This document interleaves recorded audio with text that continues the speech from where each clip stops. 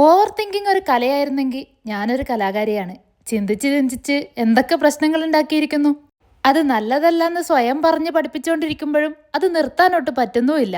കുറച്ചു കാലം മുന്നേ വരെ ലോകാവസാനമായിരുന്നു എൻ്റെ പ്രശ്നം. അതിനെപ്പറ്റി ചിന്തിച്ചിട്ട് പ്രത്യേകിച്ചൊന്നും കിട്ടാനില്ലെങ്കിലും ലോകം അവസാനിച്ചു കഴിഞ്ഞാൽ പിന്നെന്തായിരിക്കും ബാക്കി ഉണ്ടായിരിക്കുക, എങ്ങനെയായിരിക്കും ലോകം അവസാനിക്കുക, ഈ ലോകം ഉണ്ടാകുന്നതിന് മുന്നേ എന്തായിരിക്കും ഉണ്ടായിരുന്നിരിക്കുക, ഇതൊക്കെയായിരുന്നു എൻ്റെ ചിന്തകൾ.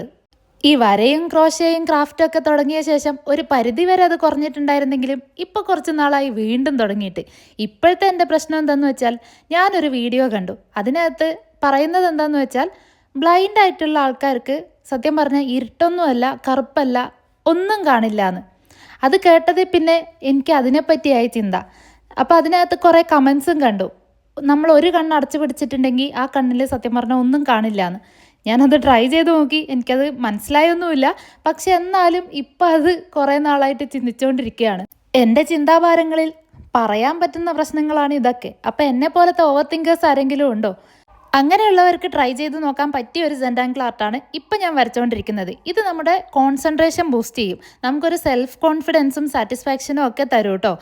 ഇത് വരയ്ക്കാൻ സിമ്പിളാണ്, ഒരു പേപ്പറും പേനയും മാത്രം മതി. പക്ഷെ നമ്മുടെ ടൈം ഒരുപാട് പോകുന്നുണ്ട്. ആ സമയത്ത് നമ്മൾ വേറൊന്നും ചിന്തിച്ചിരിക്കില്ലല്ലോ.